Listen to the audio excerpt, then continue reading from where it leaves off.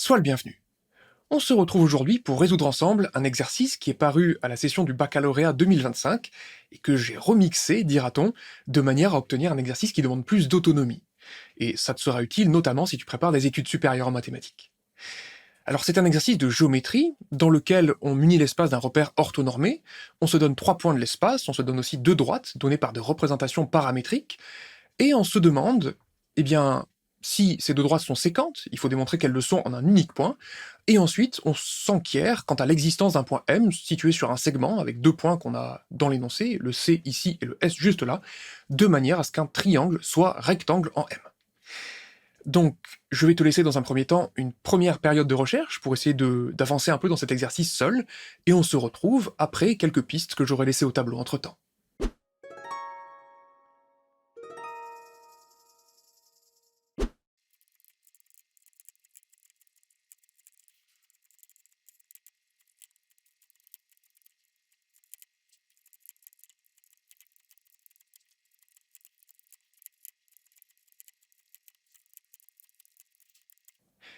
Voilà. Je vais m'interrompre quelques instants ici parce qu'il y a une possibilité de dérapage. Une possibilité que j'ai organisée de mon côté, de manière à ce que le dérapage soit possible, et donc de manière à ce qu'on puisse apprendre quelque chose. En l'occurrence, l'enjeu ici, c'est de comprendre ce qu'est une représentation paramétrique d'une droite. Concrètement, donner une représentation paramétrique d'une droite, c'est donner une condition nécessaire et suffisante sur les coordonnées d'un point, ici baptisé x, y et z, de manière à ce que le point soit situé sur la droite. Et cette caractérisation-là, elle se fait sur le mode de l'existence d'un certain t, ici, tel que le système d'équations soit vérifié. Donc, ici, on pourrait dire que x, y, z est situé sur la droite d si et seulement si il existe un réel t, tel que les coordonnées x, y et z du point M vérifient ces 3 égalités. Et de l'autre côté, si j'ai envie de dire que M appartient à la droite des primes, eh bien je dirais que il appartient si et seulement si il existe un réel, disons t, tel que ces 3 égalités soient vérifiées. Et là, il faut bien comprendre quelque chose. Si je fais ces 2 phrases en les séparant d'un point, comme je viens de te le dire, il n'y a absolument aucun problème. Mais dès lors que je vais essayer de faire interagir ces 3 égalités et ces 3-là, il va y avoir un problème. Parce que j'ai argumenté ici sur l'existence d'un réel tel que système 1, et j'ai argumenté ici sur l'existence d'un réel, mais pas forcément le même, tel que système 2. Et donc, la peau de banane que j'ai glissée, c'est tout simplement le fait qu'il n'y a aucune raison pour que le réel dont je parle soit le même. Je vais donc expliquer qu'il existe un t tel que x, y, z vérifie ces 3 égalités, et qu'il existe autre chose, disons s, tel que x, y et z vérifient ces 3 égalités. Et je vais résoudre le système qui s'ensuit.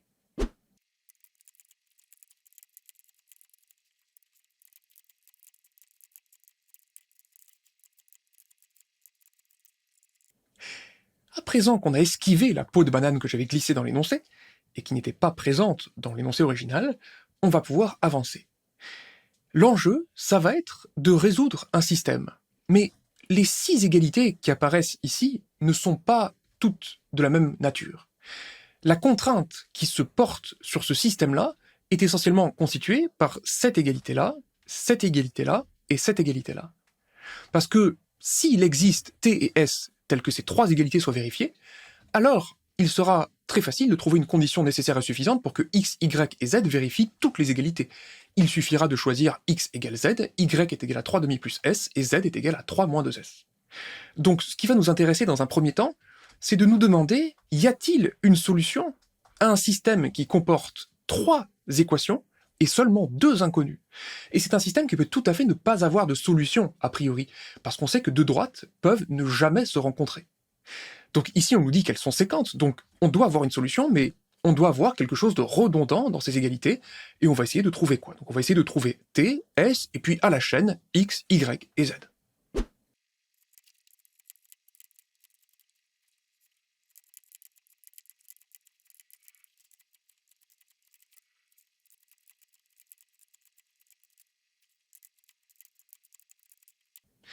Nous voilà donc avec l'unique solution du système dont je parlais tout à l'heure. Au niveau de l'argumentation et de la rédaction, ce sont les 2 faces d'une même pièce, ça correspond à prendre une petite respiration qui est amenée par ce OR, juste là. On a résolu pour n'importe quelle paire de réels T et S ce système-là, et on a démontré qu'il existait une unique solution. Maintenant, on va pouvoir reprendre le fil principal de la narration. On nous disait que M existait si et seulement si il existait T et S tel que, eh bien, du coup, il n'y a pas le choix pour X, Y et Z. De toute façon, il n'y a qu'un seul couple T et S qui convient. Donc X vaut forcément moins 1,5, Y vaut forcément 3,5 plus S égale moins 1,5, etc., etc. D'ailleurs, j'en profite juste pour en placer une à propos de la résolution. J'ai fait attention à conserver une équivalence ici, de manière à faire écho au si et seulement si qu'il y a là, et j'indique aussi, par souci de lisibilité, l'opération que j'ai réalisée sur le système. Quant à la dernière équivalence ici, étant donné que j'ai S égale moins 1,5 juste là, je peux l'injecter dans l'une et l'autre des lignes pour vérifier que toutes ces égalités, enfin ces deux égalités, aboutissent toutes deux plutôt à T égale moins 1. Et c'est bel et bien le cas. Maintenant, donc, je vais déterminer les coordonnées de M, et on se retrouve juste ensuite pour la deuxième partie de cet exercice.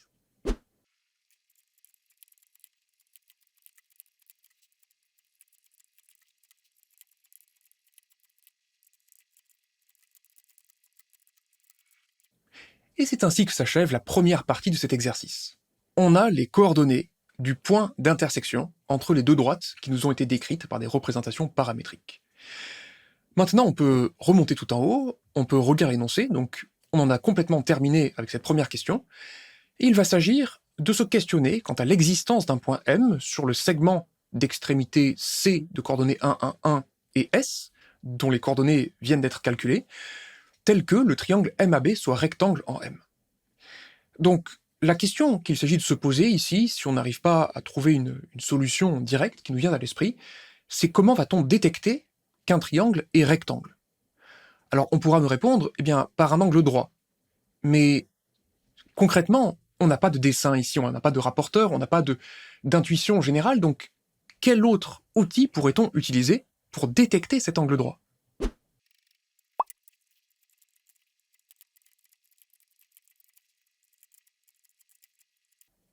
Alors tu l'as peut-être deviné, le fait qu'on ait un angle droit va se traduire par le fait qu'un produit scalaire soit nul. C'est quelque chose qu'on va devoir argumenter, mais ça nous donne un moyen de comprendre comment un problème géométrique peut se résoudre par un calcul. On va calculer quelque chose et on veut que la quantité obtenue soit nulle. Il nous reste, cela dit, une autre considération, c'est celle qui consiste à dire que le point M doit appartenir à un segment. Là encore, par le calcul, si je me donne un point M de coordonnées x, y et z, à quelles conditions nécessaires et suffisantes, par un calcul, pourrait-on dire que M appartient au segment CS? C'est une autre question à laquelle il va falloir réfléchir. Je te laisse peut-être essayer de résoudre l'exercice à partir de là, et je vais tranquillement me lancer dans la rédaction d'une solution complète de cette deuxième question.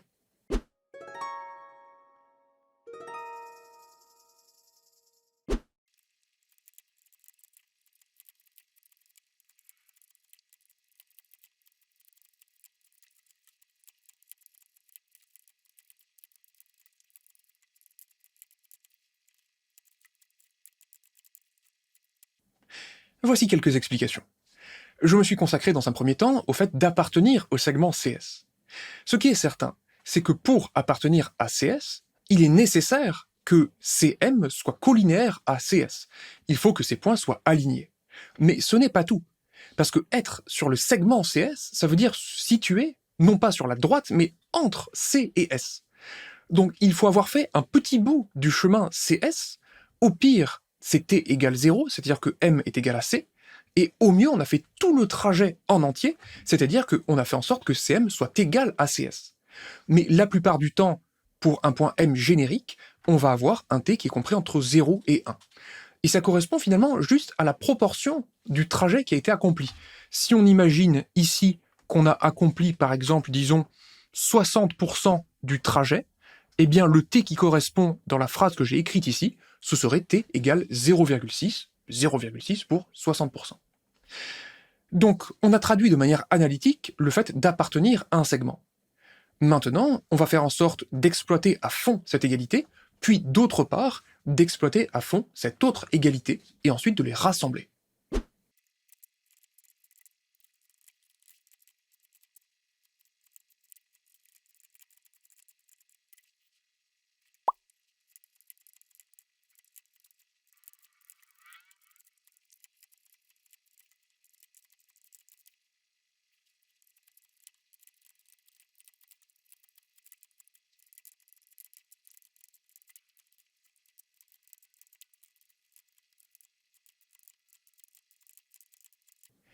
Question de Jade. Quelque chose m'échappe. Que vient faire l'orthonormalité du repère là-dedans? Je vais prendre le temps de répondre à cette question, et cela d'autant plus que je ne le trouve que très rarement dans les solutions de cet exercice que j'ai pu trouver sur Internet. La réalité, c'est que le fait qu'il y ait un angle rectangle peut toujours se traduire par un produit scalaire nul. Le produit scalaire là, c'est le produit scalaire euclidien, celui qui est issu de la géométrie euclidienne, et qu'on peut calculer, entre autres, par norme du vecteur MA fois norme du vecteur MB fois le cosinus de l'angle entre les deux. On a donc une certaine manière de mesurer les longueurs et aussi les angles. Cela dit, quand j'utilise la formule qui permet de calculer le produit scalaire via les coordonnées, il y a une exigence qui est faite sur le repère, c'est bel et bien qu'il soit orthonormé. S'il n'est pas orthogonal, on aurait une déformation des angles, il y aurait un problème dans la formule, et s'il n'était pas orthonormé, il y aurait un problème de longueur, il y aurait des dilatations non voulues qui se produiraient. Donc l'orthonormalité vient dans le calcul pratique du produit scalaire via les coordonnées.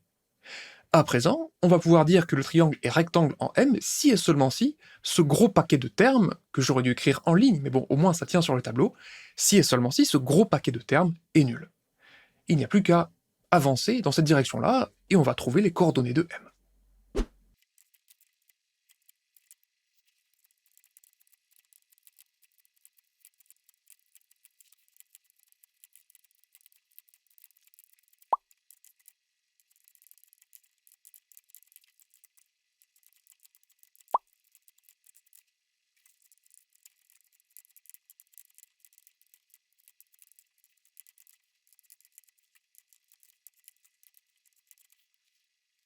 Question de Séraphin. Il se pourrait que mon esprit ait quelque peu vagabondé. Pouvez-vous me remettre sur les rails? Et je vais récapituler ce qu'il se passe, parce que si tu t'es accroché jusque-là, sache qu'on y est presque. On cherchait une condition nécessaire et suffisante pour qu'un point M se trouve sur un segment et forme un triangle rectangle. Le fait que ce point M appartienne au segment a été traduit par l'existence d'un T tel que cette égalité soit vérifiée. Ça nous a permis d'exprimer X, Y et Z en fonction du T, dont on espère qu'il existe. Il existe tel quel pour que ces trois égalités soient vérifiées, mais il faut en plus qu'on ait un produit scalaire qui soit nul. C'est-à-dire que cette quantité-là doit être nulle. Et en remplaçant X, Y et Z par leurs expressions en fonction de T, on aboutit à une égalité, et plus précisément à une équation qu'on va devoir résoudre en la variable T. Bonne nouvelle, c'est une équation du second degré. Donc on va pouvoir essayer de la résoudre correctement, et ensuite, dès lors qu'on aura T solutions, peut-être une solution, 2 ou 0, eh bien on pourra en déduire les coordonnées du ou des points M qui formeront, avec A et B, un triangle rectangle.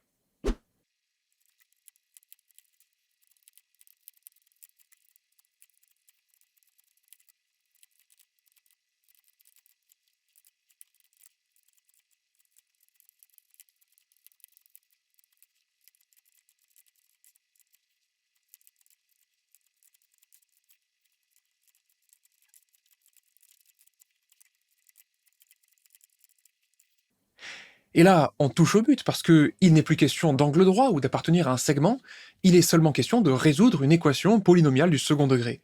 Mais il ne s'agit pas de la résoudre avec une inconnue réelle, mais avec une inconnue dans 0,1, ce 0,1 provenant de cette affaire de segment, justement. Alors la grande question, c'est les deux solutions de l'équation sont-elles des éléments du segment 0,1? En l'occurrence, je les ai simplifiées puisque on s'aperçoit que 12 et 45 sont divisibles par 3 et que 126 est divisible par 9 et donc on va pouvoir faire sortir un 3 du radical. Donc ça permet de simplifier un peu les expressions. Et la dernière chose que je vais me demander, c'est comment, sans calculatrice à disposition, eh bien arriver à savoir si T1 et T2 sont des éléments de 0,1.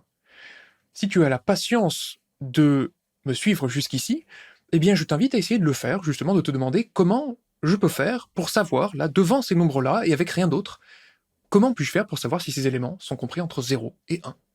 Dernière période de recherche.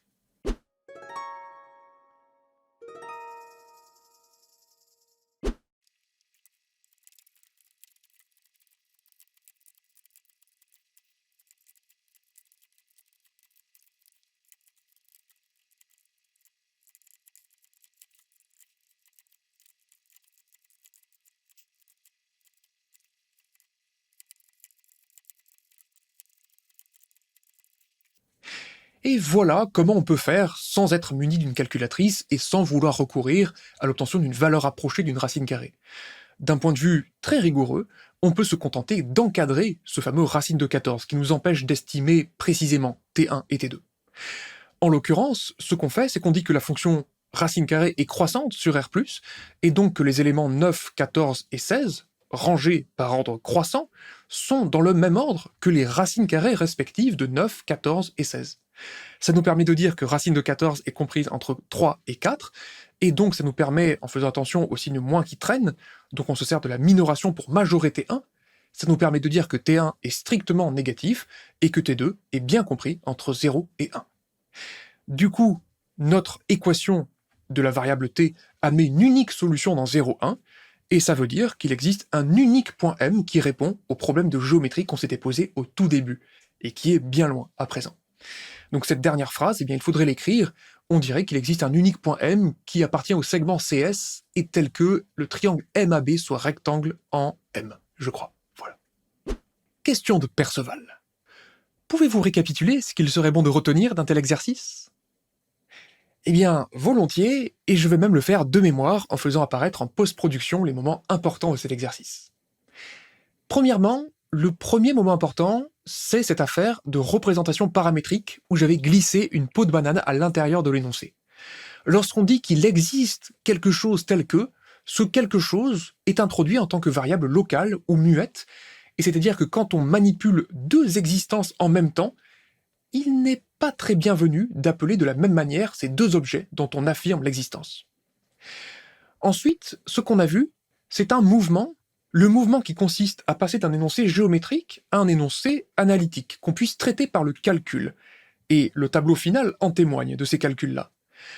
On a fait en sorte de traduire l'appartenance à un segment et le fait de former un angle droit par des calculs. En l'occurrence, l'existence d'un t tel que je ne sais quoi, et de l'autre côté, un produit scalaire qui était nul. Ce sont des mouvements importants, des qualités de reformulation de l'énoncé, qui vont devoir être travaillées de manière à ce qu'elles deviennent automatiques. Et enfin, le dernier point important, selon moi, c'est cette affaire d'encadrement d'une racine carrée, de manière à pouvoir situer à peu près les solutions T1 et T2 qu'on a trouvées. C'est ce qui va arriver très souvent dans le supérieur. On va se retrouver face à des quantités, que ce soit des intégrales, des sommes infinies, qu'on ne peut pas calculer, mais qu'il va nous falloir estimer. On aimerait bien montrer que telle somme tend vers 0 quand n tend vers l'infini, mais on ne peut pas la calculer, et que faire ? Eh bien peut-être majorer et procéder par théorème d'encadrement, ce genre de choses. Et donc il convient progressivement de s'habituer à ce genre de manipulation. Voilà, je pense, 3 points importants que je recommande à Perceval de retenir. Maintenant, si tu veux en savoir plus, si tu veux avoir accès à une méthodologie pour progresser en mathématiques, durant les grandes vacances notamment, pour passer dans des études supérieures en mathématiques et les attaquer du bon pied, eh bien je vais te présenter la série Fondation que j'ai constituée exactement à cet effet. La première formation, c'est une formation sur les exercices. Comme tu l'as vu, on a résolu un exercice qui était assez long, mais je n'ai cessé d'employer une méthode de résolution, une méthode pour avancer, qui tourne autour de l'expression des buts, de leur reformulation, etc., et que je détaille dans cette formation-là. C'est quelque chose qui va vraiment te permettre de gagner en initiative et de pouvoir rebondir quand tu vas te retrouver face à une piste difficile. Ça va te permettre aussi de tirer bien plus de chaque exercice que tu vas résoudre. La deuxième formation, elle concerne le cours. Parce que pour moi, travailler son cours, ça ne veut pas dire le retenir bêtement, de le retenir par cœur. Ça veut dire travailler de manière à le comprendre en contexte notamment, et être capable, à partir de la pratique, de reconstituer la théorie qu'on aura ainsi digérée. Là encore, je te propose des méthodes pour parvenir à ce résultat-là. La troisième formation, c'est une formation sur les raisonnements et sur la rédaction. Comme tu l'as vu, la solution que je propose est sûrement extrêmement éloignée des autres solutions que tu auras pu trouver sur Internet. Et la raison, c'est que je m'astreins une discipline de manière à ce que l'argumentation logique se traduise par des mots très précis. On aura vu des conditions nécessaires et suffisantes, des il faut et il suffit, des si et seulement si. Je n'ai pas tout écrit là-dedans, mais on a tourné autour d'un raisonnement par équivalence. Là encore, il faut être très au clair quand on attaque des études supérieures en mathématiques, et c'est pour ça que j'ai produit, encore une fois, quelque chose de très explicatif, de très méthodologique, pour que tu puisses progresser sur ce plan. Enfin, la dernière formation, c'est une formation sur le calcul. Comme tu le vois, même dans un exercice de géométrie, on va se retrouver fréquemment confronté à des calculs, et donc si c'est un point faible de ta part, eh bien je te propose des méthodes très simples pour progresser de manière très efficace. Avec ces 4 formations, tu auras de quoi attaquer des études supérieures sur le bon pied, et d'ailleurs tu trouveras sur mon site une offre pour les acquérir les 4 d'un seul coup. Voilà, j'espère que cette émission t'a plu, je te souhaite une excellente journée, et je te dis à la prochaine.